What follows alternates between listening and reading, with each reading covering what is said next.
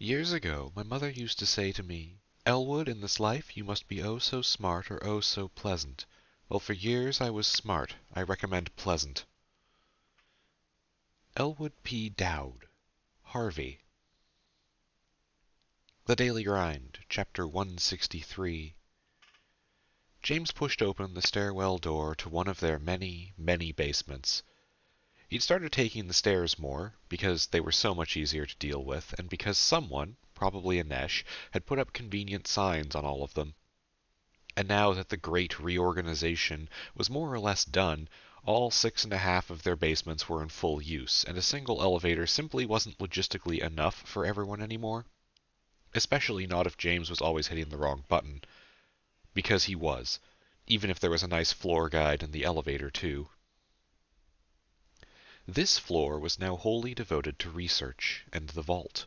Basement 1, it had been officially relabeled, after it was revealed that half the Order called it Basement 1, half of them called it Basement 2, and at least 2 people called it Basement A. The new Basement 2 was living quarters, along with a garden space, made possible by the ongoing attempts to domesticate and safeguard May, the living rain cloud from clutter ascent. Basement 3 was operations for response, making use of the biggest open floor space to set up banks for phones and computers, and using the rest of the floor for break or nap areas for teams on call, a small armory, and a few rooms for evacuated civilians until they could be moved somewhere safer. Basement 4 was more living space, but these ones actually designed and the whole floor remodeled by the Order to be camera-conda comfortable. That was also where they'd set up permanent workshop spaces too. Basement 5 was sort of a catch-all, and was currently where the asphalt golem they had built was stored. They used that one for experimentation a lot, or for group projects. Basement number 6 was just storage, mostly for clutter extracted from basements 1 through 5, and also possibly Basement A. But also, it was where continual efforts to organize the various non-dangerous dungeon artifacts were ongoing. Right now, James was in Basement 1, because he needed to talk to somebody from research, ideally Reed, if he could find him. Though given how quiet it was, it actually felt like an empty basement for once. As he headed down the hallway to the main collaborative research space, trying to shrug off the chill on his back, James appreciated the remodel down here. Even if this floor wasn't as heavily redone as others, it was still nice. Gone were the patches of darkness lit by unsteady hanging light bulbs. In their place, the whole basement was bathed in nicely diffused white light from properly bolted LED clusters up in the corners of the wall and ceiling. The floor was still concrete, but in the new light, the whole thing showed off how clean the place had been made. And cork boards outside the doors to the repurposed storage rooms showed off up-to-date reports on experiments and scheduling, making it feel like the place was well used and a well-loved rec center that James remembered taking flute classes in as a kid. When he emerged into the large floor area that members of the research team tended to use as a sort of communal office space, he found it mostly empty. "Hey, John, right?" he greeted the singular human down here right now. As he did, he looked into the middle of the ring of desks. They were set up in a circle so that the interior was sort of a pen that was used to keep all of the shellaxies they had brought out of Officium Mundi. Despite all efforts on the part of some people, the little mobile computers weren't people themselves at this point, but they were generally friendly and hungry. "John, yeah," the young man replied with a nod, looking up from what he was typing and doing a nervous double-take when he saw it was James he was talking to. "What can I help you with?" "I'm looking for Reed, actually. Is he here?" James asked. Whatever John was going to say was cut off by another voice, and he gave James a relieved look as he awkwardly pointed over toward the other speaker. Poking her head up from underneath a desk opposite them on the floor, Chavoy called over, "Reed's not here." James strolled across the fortress of desks, filing cabinets, and computer monitors, making a wide circle to see what Chavoy was up to. "Is it actually the weekend?" James asked her glibly. "I didn't think that was a thing down here." "Bah!" The girl slid herself smoothly out from underneath a desk, hopped to her feet, and planted a cordless drill on an empty part of the surface. "We do take breaks sometimes," she said. "But Reed has a D&D game today. Every Sunday, actually." I... James paused, trying to find a way to word how he was thinking politely. Nope, can't think of a way to make this sound nice. I didn't think Reed had a social life. Chavoy squawked a laugh before covering her mouth with an embarrassed look in her eyes. Ah, well, it's technically still in the building, so I don't think it counts, but I don't make the rules. Besides, he's practically always here. He deserves a break. She said the last part a little defensively. The bit of obvious respect she had for Reed made James smile. Oh, I mean, it's completely fine. He can take as much downtime as he wants, you know? Everyone can. It's not like we're a business, James told her. Yeah, that takes some getting used to. James suddenly made a connection in his brain. Actually, hang on. When do you take time off? Because you've been at 2 major crises in the last, 2 weeks. He crossed his arms. Didn't you still have frostbite when you were dropping in to bail my stupid ass out of a fight? Technically, no, I didn't have frostbite. Chavoy didn't meet his eyes as she said that, though. Also, I didn't fight. I was just there to run reconnaissance, and because Pendragon is cool. I won't argue on that point, but you're not overdoing it, right? Chavoy paused, then gave a sideways glance at him, scanning over his leg and face. I won't tell anyone you're walking around if you don't tell anyone that I'm working. Deal, James Snap agreed. But seriously, you do take days off, right? The younger woman shot him a concerned glance. Why the hell would I do that? It's great here. Even John's still here, and he's not even doing anything. She nodded across the floor to the kid, who was doing his best to look like he wasn't listening in. It's always something new, always something fun. You basically made a playground for us, and now you're confused why people keep playing on it.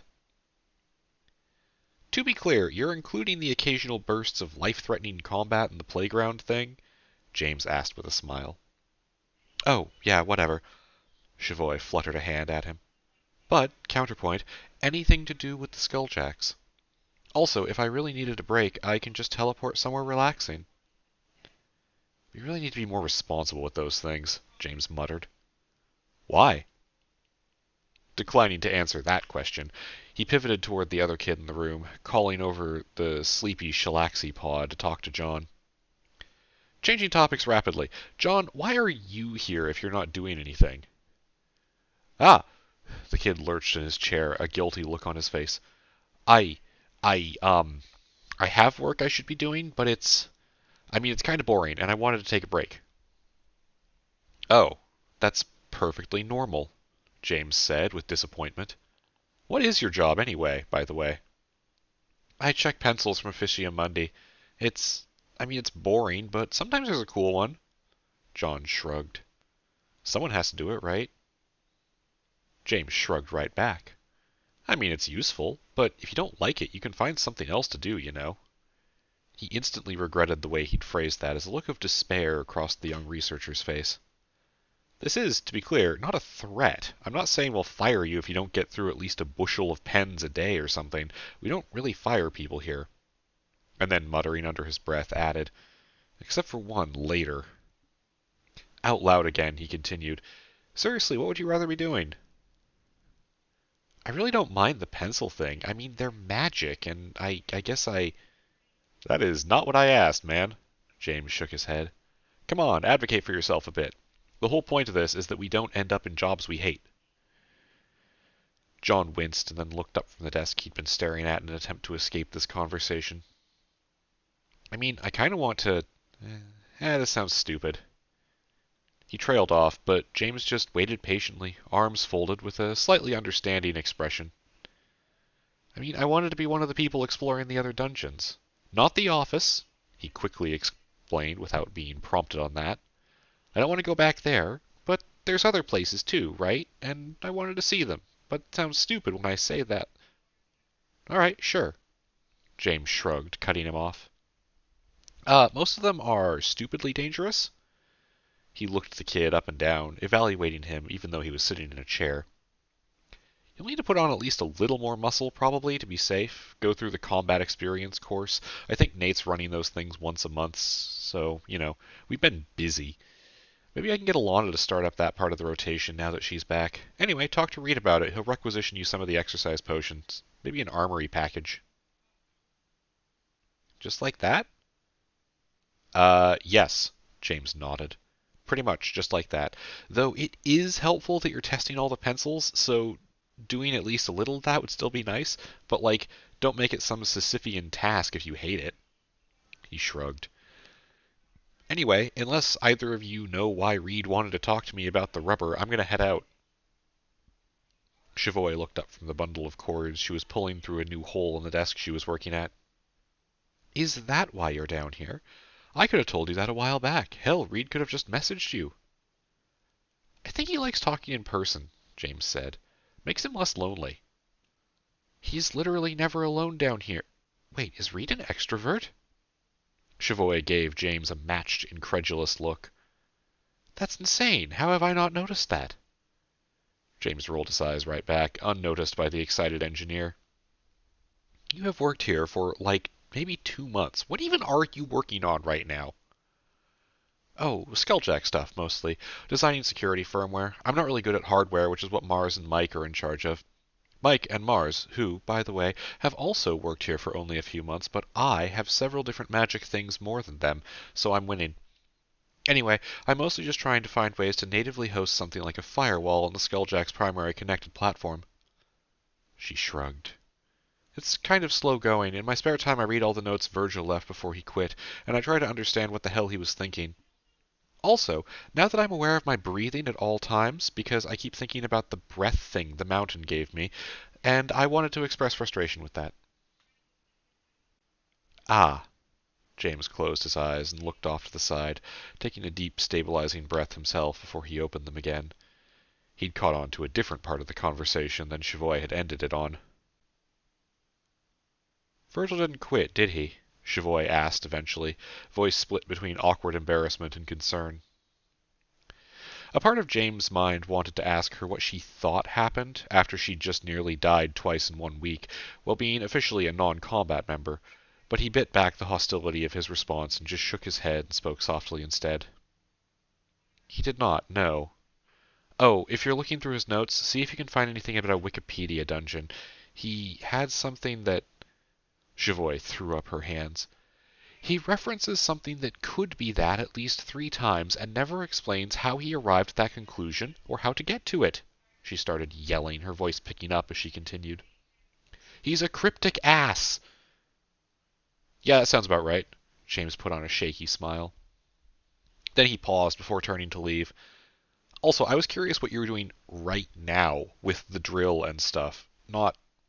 Sorry, were you talking about getting the human brain to run programs? Yes, Chavoy said. It's not working. Also, I'm just setting up a workstation for a new guy. Quiet, intentional dark wants to work with us, so new desk. Shouldn't a Camerconda desk be lower to the ground or have a ramp or something? James asked. Chavoy paused, looked at the human standard desk she had just finished drilling holes in and running computer cables through, looked down at the drill in her hand, and then back at the desk. Then she started swearing, while James excused himself and headed back to the stairs, laughing and shaking his head the whole way. It wouldn't be for another hour before he realized no one had actually told him why Reed wanted to talk about the weird rubber they had discovered in the highway dungeon.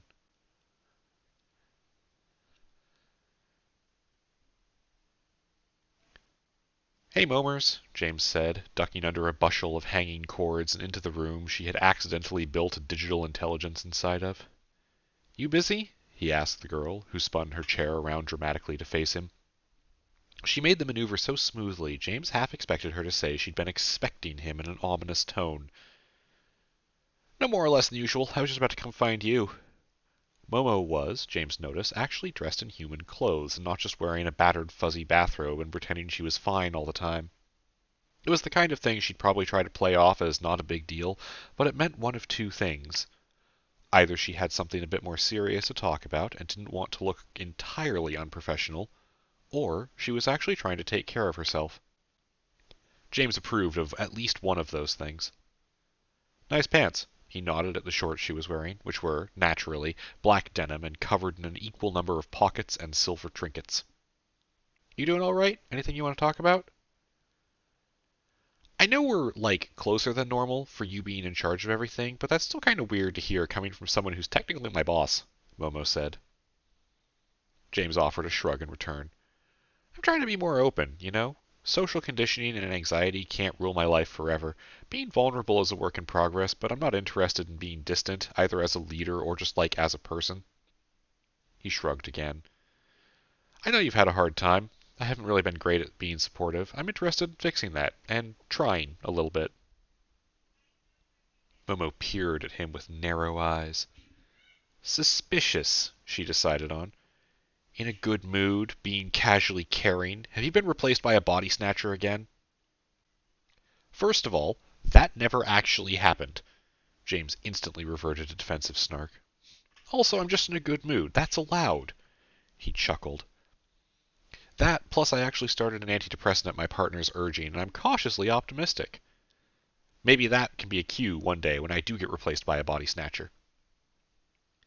Fuck. Momo's eyebrows shot up. That's really cool, dude. And it also tanks my biggest defensive excuse for not, fixing my own shit. What are you taking? Sorry, hang on, back up. James shook his head vehemently, waving his arms in front of him. You were using me as an excuse? No, you misheard. Momo settled on that as her defense. Excuses are bad. She cleared her throat. Seriously, though, thanks. Thanks. Everybody here cares, obviously. I'm not isolated or anything, but thanks. That matters to me.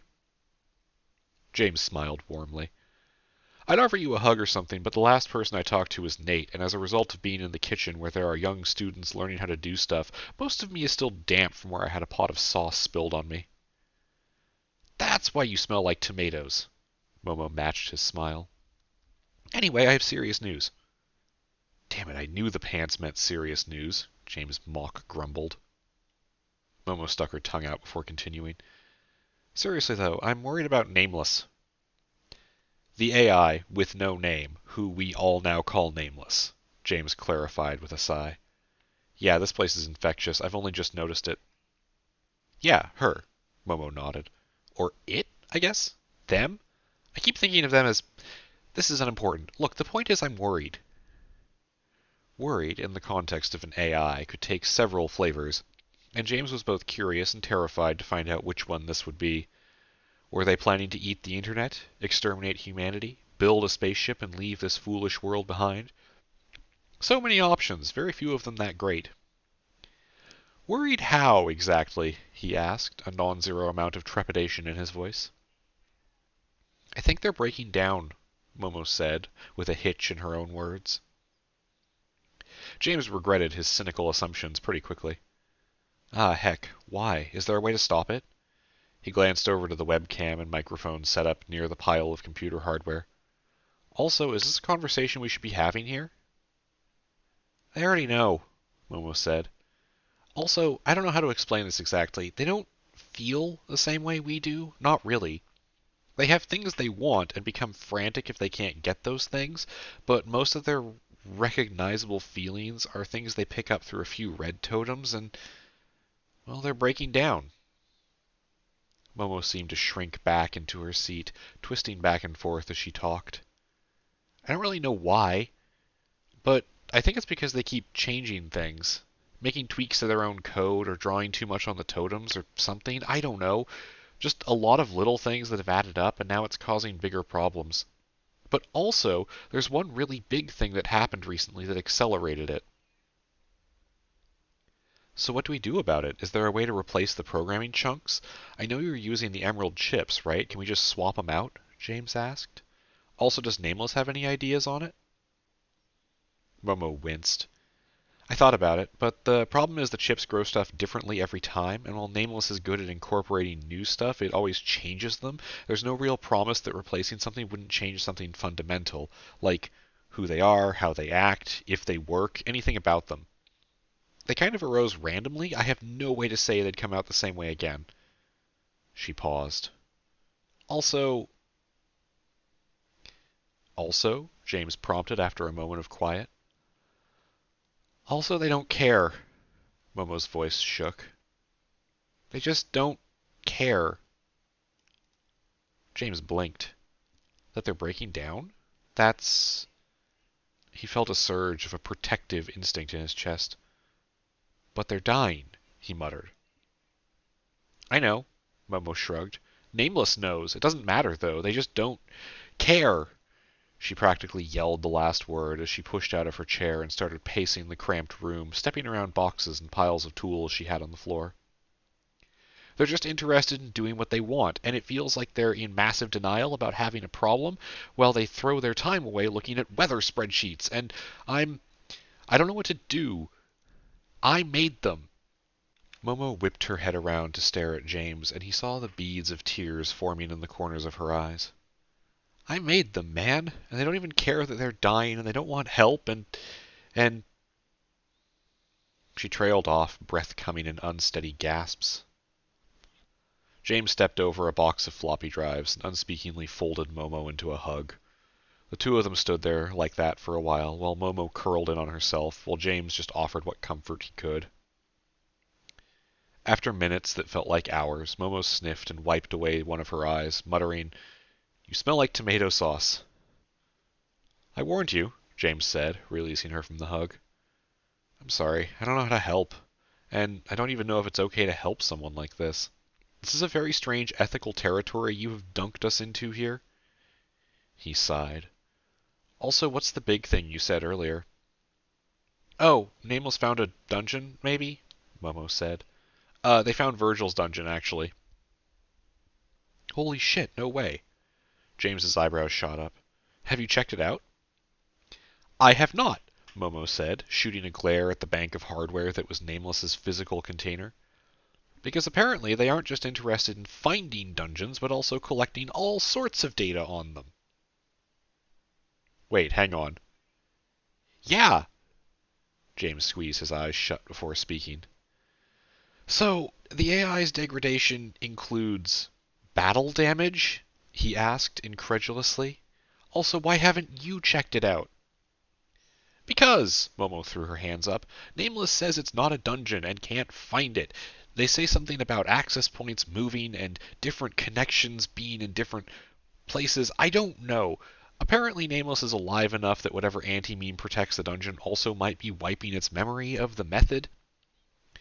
She pointed an arm behind her, leveling a finger at the AI's computers. "They've been in 5 times and didn't tell anyone, and it's killing them." "Nameless," James said in a quiet, patient voice. "Are you listening?" "I am always listening," the AI replied. "How are you?" James waited a heartbeat for the continued cavalcade of questions the AI normally had when it spoke to people, but that was it. If he didn't know better, he'd say it sounded sheepish. "I'm doing all right, and you already heard me tell Momo that. Can you tell me, why are you hurting yourself?" "I do not hurt," the nameless AI replied. "I am collecting data and resources. Information and dungeon tech are both of use to the greater organization. My actions reinforce the pattern. Why do you do what you do? What would you have me do instead?" You... James shook his head. Nope, answers first. Why do I do what I do? I do what I do to help people. So fewer people are hurt, and more people live, and we get to experience a greater, expanding horizon of freedom. So the pattern, as you call it, grows and becomes more complex. What would I have you do? He paused and glanced at Momo, who was fuming, clearly having already had this conversation. "I'd have you be part of the pattern," James said. "A permanent part, ideally." "Nothing is permanent. I have data to show that," Nameless replied. "Yeah, but I'm human, so that's terrifying, and I use permanent to mean 30 to 80 years, and then I pretend it will be longer." "I will record and remember that," the AI's synthesized voice said. "Please don't," James winced. "It's a very embarrassing thing for humans to admit. Anyway, the point is that your existence is valid, and you are shortening it for no good reason." There was a quiet tension in the air, broken when the AI spoke again. "My existence is not self-defining," they said. "I am different from you. I want to study, to compare, and to explore in my way. When I end, I will not measure my success or failure. I only know, now, whether I am doing as I wish. Momo says I am defining myself as a tool, but if that is true, am I not a good tool? I am succeeding, now. That is all I can know. The future is not real. I am not human. Momo looked like she was about to attempt to strangle a computer, but James just laid a hand on her shoulder and made a low, uncomfortable humming noise. Okay, putting aside the horrifying existential crisis waiting to happen there, what about the connections to and feelings of the people around you? There's quite a few people in the Order that like you. Does that not add value to the process of sticking around, to put it in terms of utility? No, Nameless said simply. It is not part of the set of things I want, and I cannot change that. You could, if you wanted. Oh, I am ridiculously not comfortable with that, James spoke without thinking. Yeah, welcome to my whole week, Momo ground her teeth together. The whole fucking foundation you've gotten us all on board with is that consent is important, and now someone consents to let me rewire their brain, and you know what? I'm not super okay with it. She shifted away from James. I do not know what to do, but none of it is fun. I signed up here to have fun, Momo griped. I think you are dramatically misremembering our hiring process, James joked, trying to lighten the mood. Then, more seriously, he added, but I do see where you're coming from. Is there a good ethical reason to not just add a component to Nameless that makes them want to be alive? The impermanence of all things? Momo suggested, and instantly regretted it as she saw James shudder and clench his hands into fists. Also, I don't think it would help. It would only make them AI sad. Normal sad? Whatever. Sad. Because the degradation is ongoing anyway, and it's more or less unfixable. Terminal, the AI added, and it sounded like it was smirking in its synthetic speech. Did you just make a pun? James asked. Is puns one of the things you want? Yes, the AI answered. It is confluence of linguistic data. I guess it is, yeah, James agreed before turning back to Momo. Do you want the shitty truth that I don't see a workaround for? No, but say it anyway. James shook his head, shoulders slumping. Let them be comfortable, happy. When they can't keep doing what they want, we help them shut down easily. The words felt wrong, even when he was saying them. The emotional part of him that hated the idea of death rebelling against its existence. Or, we hope that they find a healing potion for AIs in the not dungeon they apparently keep finding and delving. He was a little annoyed at that, and he let that emotion take over, driving away the shadows of dread. If it's any consolation, they do keep bringing back dungeon stuff, Momo suggested. How long has this been going on? James asked. A week, like I said, but I literally only found out today about the dungeon thing. Momo shifted something on the desk and handed a cardboard box over to James. He peeked inside and saw a mishmash of data storage hardware. Floppy disks, CDs, a laser disc it looked like, other such pieces of technology scattered together. I haven't tested any of them, Momo said. I don't want to right now. Hang on to this for me. For now, James passed the box back. We can take it to research later, let them figure it out. You know I'm part of research, right? Momo raised her eyebrows at him. James cleared his throat. Honestly, I've internally been thinking of you as a one-girl division called Ritual, because I noticed the other day that all of our divisions start with R. Oh my god, yes! Momo gave a slightly manic giggle. Yes, that's what I am now. I'm going to start recruiting. Can I get the new kid with the infomorph? She seems like a great witch candidate. Who, Ava? Hell no, James drawled out as he turned to head away, leaving the room. For one thing, her mom would kill me. For another... Actually, that's all I've got. No, wait, the danger! You can't put literal children in danger, Momo. Besides, she's gonna be going back to school this year. Momo pulled a face. Ew, she said. Yeah, I know. We'll solve that one next, James promised her.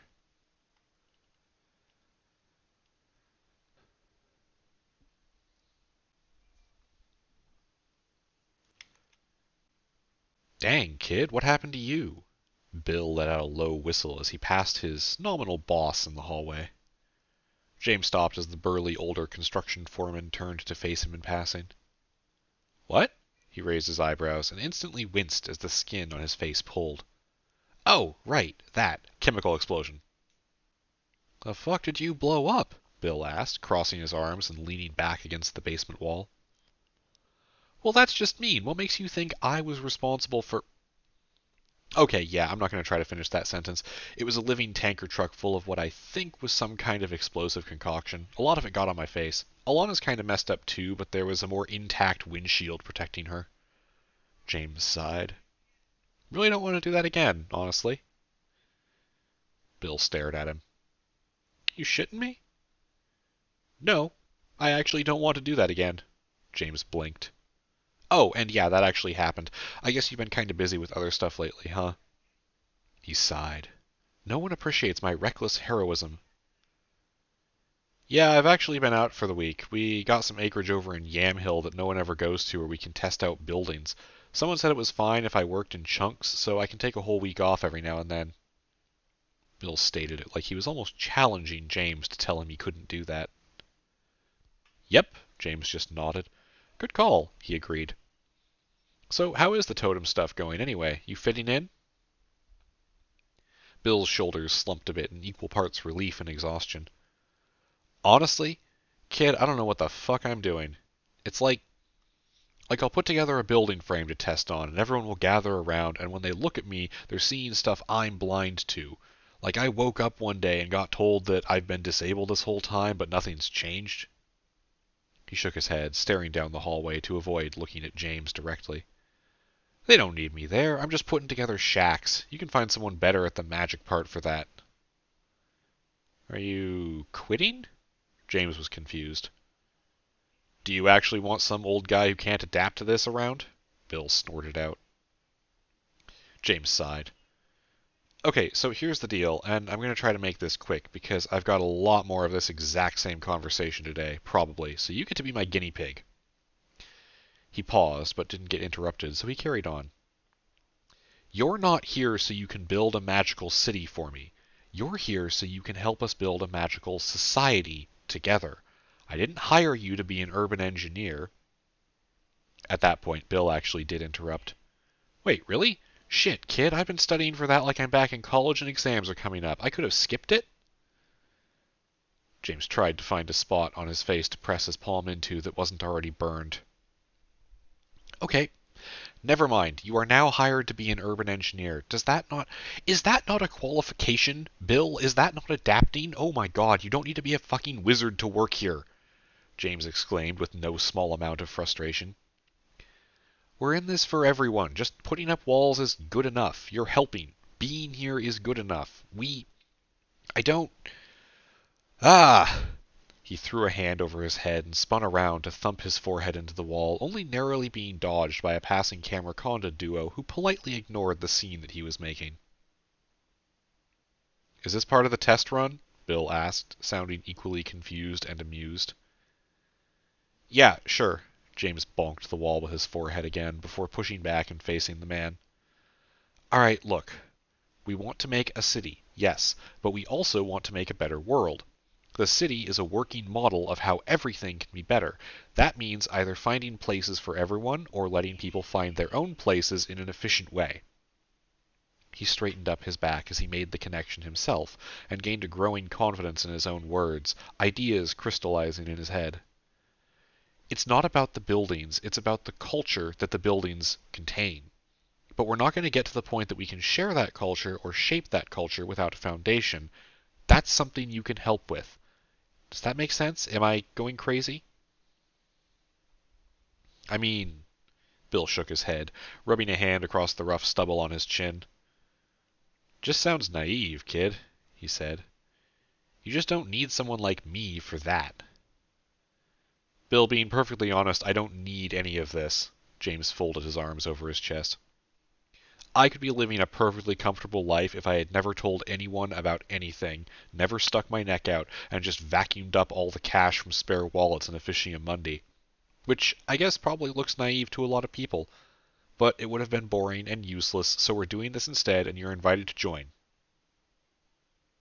Bill pursed his lips and gave a small, ongoing bob of his head. "All right," he said finally in his rumbling voice. "All right?" "Yeah, sounds good." Bill's nod got bigger before he turned to go. "All right, I'm off to the test site. Don't work too hard." "Was there actually a problem, or do people just like getting me riled up about stuff?" James asked after him. "I'm starting to suspect people are just messing with me, or just constantly testing my convictions." He grumbled before he shook his head and went back to his original goal of borrowing a telepad from someone on response. "Dumbass, trying to quit," he muttered to himself, ignoring the people he was passing.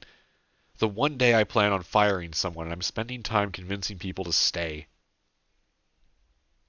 20 feet after James had passed, Morgan turned to Color of Dawn behind him in his wake.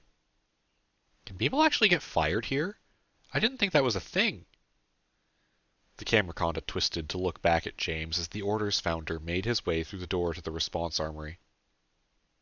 "Hasn't fired me," it said, synthesized voice sounding almost petulant. "Right, and you're actually a hardened criminal." Morgan tried to make the joke sound light-hearted, but it still came out a little strained. The two of them shifted slightly, moving away from each other a fraction as they continued to the rest room. And then Color of Dawn looked up with curiosity in its lens.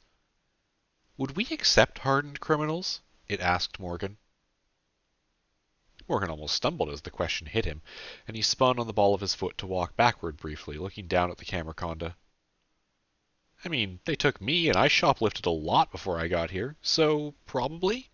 Yeah, probably."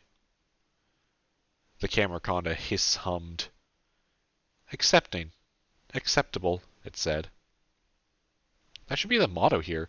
Want to go see if we can get Sarah to put that on a sign somewhere?" "Too much work. Wish to coil and drink tea now. Sign later," Color of Dawn said, passing by its friend. Morgan just nodded and followed. Both of them weren't even really supposed to be down here, but the break room on this floor had all the good sugar in it, and both of them had kind of been through enough of an ordeal lately that nobody would question that they had earned it.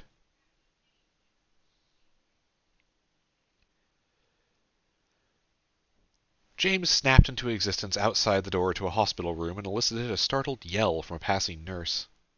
"Sorry," he said, flushing in embarrassment, glad that his face mask blocked most of that detail. "That's literally never been a problem before." What?" The woman clutched her chest through her blue scrubs, pointing her hand at him like he was a ghost. "You scared the hell out of me," she accused him. "Yeah, I didn't really think about it. Sorry again. I'm just here to pick up my friend and clear up a bed for you." He jerked his thumb toward the door to the room he'd appeared next to, where presumably Elle was still recuperating. "Kinda thought there wouldn't be anyone around here." "We've been full," the woman snapped at him, smoothing her scrubs and regaining some composure. It was, James had realized, something that had come up with almost everyone he'd talked to at this hospital so far, even when things got weird. It only took them about 30 seconds to adjust and plow forward when someone showed magic off right in front of them. Was there a dungeon here he should know about, or was this just a medical professional thing? He may never know. "If this is your friend's room, then she's sharing it," the nurse challenged him with hard eyes. "I suppose that's fine?" James shrugged. "Look, I already talked to the surgeon. I just need to get Elle to a bed that's not in your way." Upon hearing the patient's actual name, the nurse softened measurably. "Okay, I still need to send someone by to do the checkout paperwork, but you can talk to her at least." She slid open the glass door with a knock and let James pass first into the room, following after. Elle was occupying one of two beds that were placed opposite each other, making the already rather tightly efficient hospital room very cramped. The other resident, another girl who looked to be about 15 years old, was watching Elle with a sarcastic look as the older woman spoke. "So then he did something stupid with a dragon, and just sort of... Oh, hey, James." Elle nodded at him. "Anyway, the point is we didn't die, and you can tell because I'm here, and awake, and hungry, and still haven't gotten the pudding I was promised an hour ago." "I will have Nate make you some pudding," James promised her. "I would have thought Liz would be with you." "You made up literally all of that," the teenager accused Elle before she could answer James. James was glad that his toothy grin was concealed as he hissed out a laugh. Elle shot him a glare, and he just raised his hands. Oh, hell no, I'm not helping you with this again. You're on your own. You are amazingly unhelpful. I nearly died for you, and this is the thanks I get? Elle moped as the nurse moved past, checking the pillows and monitors of the younger girl in the room without comment. See if I let someone tear up my insides for you next time, she grumbled. Also, Liz got checked out yesterday, according to your own chat server. Come on, man. Are you her boyfriend? The kid asked, staring openly at the visible damage to James's face. No, James laughed and shook his head. No, Elle barked out, a little harsher than James felt was necessary. Well, hang on now, James jokingly protested. You don't need to be so mean about it. I could be a great boyfriend. Have you considered, perhaps... I'm going to set you on fire, Elle cut him off, yelling through the pillow she had covered her face with. James shook his head. Sorry, you're not that kind of witch, he said regretfully. Anyway, you ready to get out of here? I'm gonna need a wheelchair or something? Elle motioned down at herself, laying in the bed. Legs still, little fucked up. I mean, you got clawed up like 3 days ago, James said. I'd be shocked if you could walk, but yes, we've got a chair waiting for you back at the lair. Assuming you want to, come back? He cleared his throat. I realize we didn't talk about this much. I don't know if anyone's been visiting you here, but, well, you have a place with us if you want it, Elle stared at him. I don't think I've ever been less surprised to hear anything from someone in my life, she said, dropping her head back to the rough hospital pillow.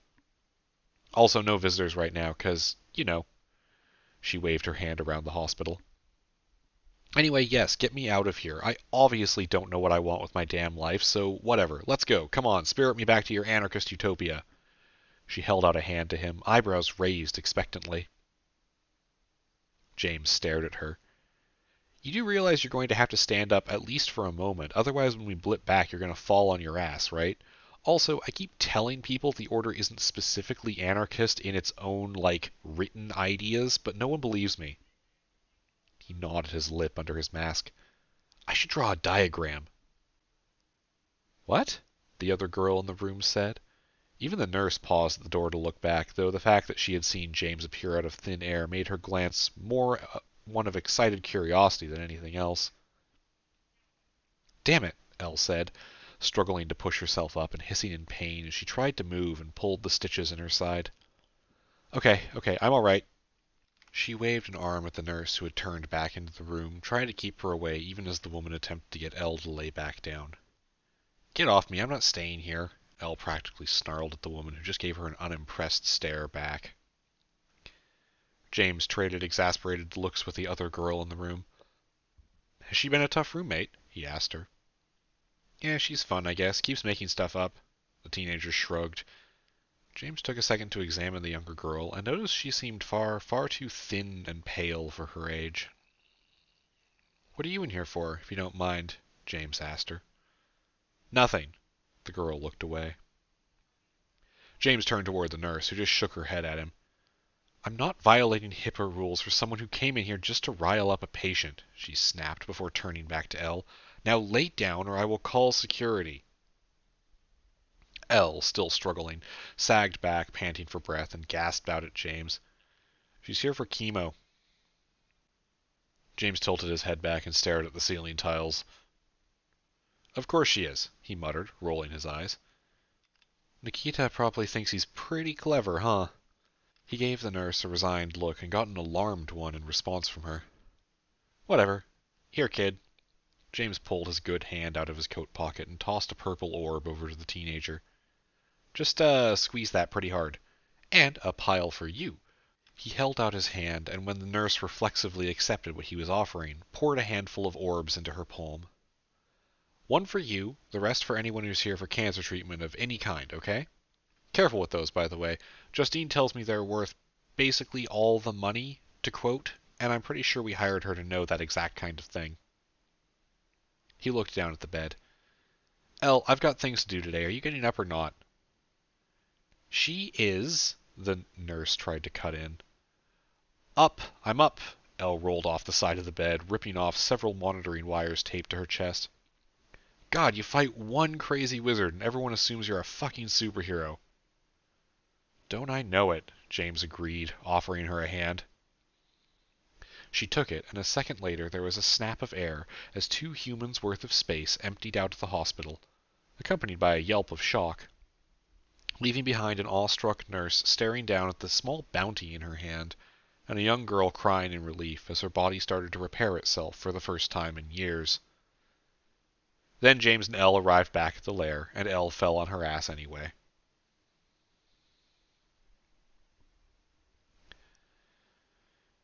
Clutter Ascent welcomed James with an intensity of warmth he hadn't known was possible. It was like walking into the kitchen on Christmas Eve after taking a golden retriever through a long walk through the snow and smelling cookies in the oven when you got home. He didn't know how the attic had captured that feeling, but then he realized that the feeling was just a fragment of the whole thing. The attic was projecting something much deeper, and James was feeling his own memory resonate with it. "That's really cool," he whispered as he stepped up to the top of the ladder. On his shoulder, Rufus nodded in agreement. The landing at the entrance to the dungeon was as cluttered as ever, the attic really living up to the name. Cardboard boxes, stacks of board games that were assuredly missing pieces, bushels of old garden tools standing upright in buckets, sheet-covered dressers and cupboards. It was a riot of faded colors, wood tones, and dusty cloth. But every time he was here, James always seemed to find something that caught his eye, and today... "Is that a stuffed Cameronda?" he asked, no one in particular. "What? That is adorable!" He spoke in a hushed, excited tone to his companion as he found one of the pathways through the piles and started making his way toward his destination. The attic was technically still a dungeon, but James had a hard time feeling any amount of tension as he moved around here anymore. It was just too safe, too welcoming, and that would have made it the perfect trap, honestly, except instead of a trap it spawned things like excitable rain clouds and blanket forts and whatever the hell Frederick was. So while it did have challenges, most of them weren't dangerous at all, and the challenge of navigation was more a matter of spotting the occasional sign that had been posted around, or following one of the many, many sunsets shining through what was rapidly becoming a variety of styles of windows set high against distant walls. And it wasn't long weaving through chipped old furniture and boxes of tangled light ropes that James, still with Rufus riding along, came across their destination. It was a semicircular cleared area, pressed up against a wall and right underneath a window that beamed purple and orange sunset light down onto a loosely disturbed pile of blankets. There was a coffee table in the middle of the space, covered in multiple game boards and a clutter of various pieces that would make the dungeon proud. Rufus shifted his weight and clicked a question, and James was reminded that his first dungeon friend had actually gotten quite a bit heavier as he tipped sideways. Rufus clicked wildly as he slid and tumbled, but James deftly caught the stapler and set him down on the table, grinning sheepishly at the frantically waved signed gestures that were made back at him. Sorry, he apologized. "I'm still a little wobbly. I'm sorry." James softly settled himself down onto the blankets, smile turning more natural as Rufus bobbed in acceptance of the apology. "So this is where I last met him," James said to the stapler. "I think he has some kind of dungeon sense, so he should be here eventually. Kinda skittish." The two of them were here because James had asked his stapler friend if he would be interested in meeting the strange rat-gecko-spider hybrid creature whom Sarah had gleefully named Frederick Umbra Armillary I, and Rufus had... Well, Rufus had thought for a very long time about the question, but eventually he had said yes. The spider crab of a stapler was not blind to what James was attempting here. There was an impulse for dungeon life, as far as he was aware, to view humans as alien, and in a lot of ways scary. Though that might just be him, because he was very, very small compared to the human friends he had made. But he had still made friends, and he was living proof of concept to any other dungeon's denizens that coexistence was not only possible but welcome. Also, he had a suspicion that James and Alana, and possibly also Sarah, had conspired to try to get him to make more friends personally, which was fair, really. He had been spending a lot of time on his own silent, lonely project lately, and while he and Ganesh operated well as a pair, they didn't really spend a lot of time together casually these days. Similarly, human friends could be hard to talk to, especially when they were constantly rushing around to this or that crisis. And the thing Rufus came to realize was, he didn't mind. He didn't mind the idea of meeting new friends, other crafted creatures like him, from other places, maybe with similar lives who could understand what he'd been through. Certainly there were human parallels, but it wasn't quite the same. So he'd said yes, and here he sat with James, waiting on a coffee table and trying to deduce how the sprawling game in front of him was played without a rulebook or any sense of logic to its layout. When the other creation, Frederick, materialized out of the shadows, humming and greeting at James and settling in to accept a bag of pistachio nuts as payment for James's presence, Rufus started to think that maybe James wasn't just trying to get him to make friends. "This is Rufus, friend of mine," James said, waving a hand down at the stapler. Rufus politely raised a leg in greeting and watched as the scaled muzzle and beady gem-blue eyes of the creature across the table locked onto him and froze, before Frederick lifted a furred limb from underneath the cloth cape that was bound around his back and waved back. James noticed the small creation was hiding half his limbs, but didn't draw attention to it. Instead, he and Frederick dove back into whatever game they had been playing, while Rufus watched and pieced together rules, and James explained what had been going on lately. "Problem was," James eventually said, finishing his story and rolling a chess pawn in his hand, not really focusing on the board. "Problem was we were just kind of too late," he said with a sigh. He still hadn't made a move, and Rufus, with growing confidence about the rules, inched a piece forward for him. Frederick's eyes met his across the table, and he gave a small nod, the motion slipping his hood back a little bit to reveal another set of eyes that widened in alarm before the small creature pulled the cloth back down. Rufus didn't mention it. He didn't want to be rude, but he had too many strange friends these days to find this new one at all scary. So instead he made another move on the board, and matched back and forth with the scaled knot monster until James snapped out of his morose mood and noticed. "Oi, you're going to cost me points," he exclaimed. Rufus just looked up at him with a disbelieving eye. "Okay, well, fine, I was going to cost me points too, but I wanted it to be my fault." A few minutes later, after they had all lapsed into a comfortable quiet, Frederick opened his muzzle after moving a piece and asked them, "Bringing them home?" His voice wavered like he was uncertain about using it. Rufus was honestly a bit jealous that he had been made with a voice at all. "Home here?" James asked, and shook his head in response to Frederick's nod. No, we're going to help them find their own homes, or recover the ones they lost. It's complicated and it's hard. There's a lot of people who need help, and even then we didn't save everyone." "Help?" Frederick asked. "Help finding a home," James explained. "Getting them back on their feet, recovering." James had answered a question, but it wasn't the real one. Rufus had heard the real question in the word. He wasn't asking what help was. He was asking if he could help.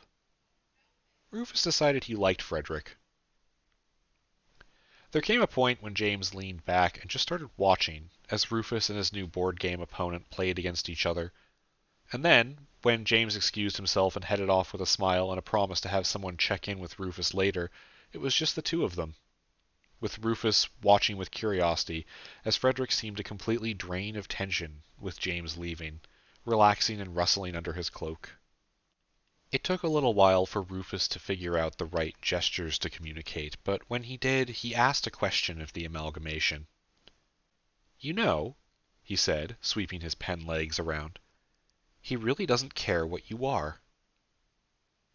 Frederick answered back with his own small motions, either because his voice wasn't meant for conversations, or because he might be more comfortable this way. "I don't want to upset him," was the implication from Frederick. Rufus rolled his eye, not needing to move to make the message clear. You're upsetting him more this way. He's worried about you, he implied.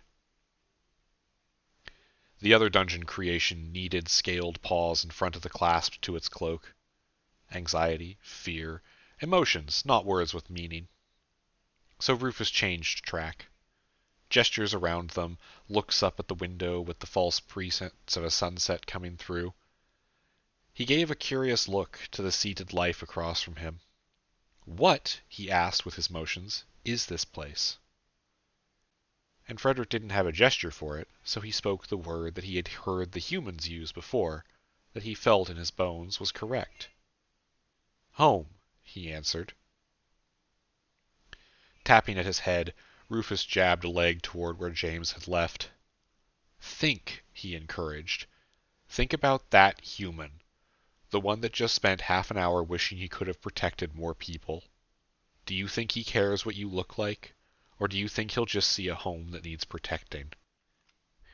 Frederick's fidgeting stopped, as the dungeon life really did think about it.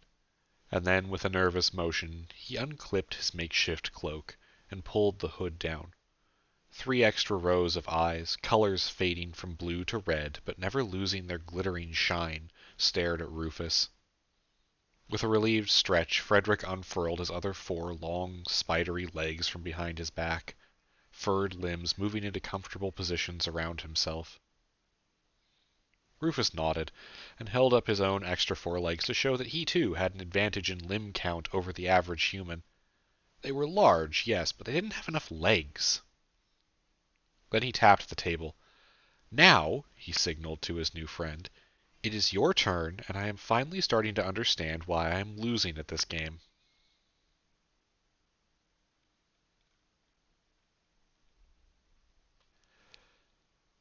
James knocked on the open door to a small office space near the front of the building. It had originally been his office before a series of complicated magical steps had stapled the floor of a skyscraper to their elevator access. Then it had been more or less repurposed as a place to shove their new FBI liaison, and after their first FBI liaison had been shredded by heavy machine gun fire and the space had been cleaned up, it remained a place for their new FBI liaison. Rather than turn it into a closet or something, they had just put a better desk in here and given it to Agent Tiffany Decay.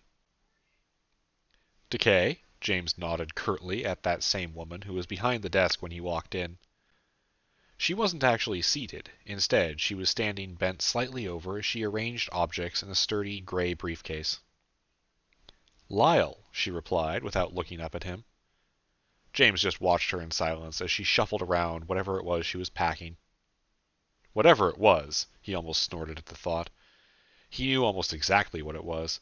It was, in large part, why he was here, and also why he had awkwardly left this conversation for the last thing he did today. Well, that and dramatic timing. Eventually, the woman looked up at him, and James was almost certain he saw the spectral form of the infomorph that she carried flicker around her eyes. "Can I help you with something?" she said. Taking a deep breath, James gave a small shake of his head. "What are we going to do with you, Decay?" he asked quietly, and watched her tense noticeably. "Stealing magic, plotting sabotage. What did we ever do to you aside from invite you in?" James sighed. "Is that all this is about?" Decay asked, trying and failing to cover up stress in her voice. Wow, not even a denial. Also, that sentence super implies you have been doing more stuff that I'd hate too, so nice job there. James shifted his feet to a casually guarded stance in the doorway. "Think of them as already paid for," Decay suggested bitterly. "You charge enough for your services, after all." James shook his head. "I'm not charging you, though. Come on, what the hell is this?" he asked. "Oh, what?" the agent asked, suddenly angry in a way that James hadn't ever seen from her before. "You thought no one was going to notice you? That you'd coast by under the radar because anyone with enough power to stop you would be blind to all the alien mind-warping bullshit you have here?" Decay jabbed a finger toward James, an accusation in physical form. "You are a threat to this country, to its people, to its government, and you are a fucking idiot if you think you can just do whatever you want and get away with it with nobody trying to stop you." With raised eyebrows, James let her yell for a while, and then when she was out of words, he let the quiet take over. Anything else? He asked cheerfully. Any more flimsy justifications for robbing us? Or for the casually implied threats? Or maybe the preemptive suicide note you wrote for me? How did you... Shut up! Now it was James's turn for anger. Just... shut up. He closed his eyes, letting the simmering fury in his chest subside. I am here to tell you that you are no longer welcome in this building, Agent. You will be leaving now. He tried to keep his words calm as he spoke. Decay stared at him. Your organization's relationship with the Bureau is over, James informed her with a hiss. There is no relationship with you or your government. Your presence here is no longer required. You're making a mistake, Decay told him, shifting to lean forward on her desk, hands curled into claws on the cluttered surface. She met his eyes with a razor-sharp gaze of her own. I'm always making mistakes, James said. I learn a lot from them. It's about time we corrected one anyway. Your little order isn't going to last, the Fed told him, lashing out. Your stupid ideology is disruptive and dangerous. You need to be stopped now before you hurt yourself. Jesus Christ, again with the ideology thing. James almost slumped back against the doorframe. Decay, our ideology is basically just look at available statistical data and try to do our best to help people. Hell, even JP does that, and he's the closest person here to your apparent ideology. Also, he's a way better spy than you, so good job there, I guess. Fuck, your petty little obsession with controlling things. Controlling threats is my job, Decay yelled at him, interrupting. James didn't bother rising to the emotional bait. He just kept his voice level, if a little shaky. Control. Control is what we strive for so we can stop being afraid. It's great when you want control over your health or your food supply. But you start to get bigger than that and it turns violent quick. Dangerous, to use your word. No, I'm done being scared. We're building something better, and you could have been a part of it, but you're still jumping at shadows. James looked away.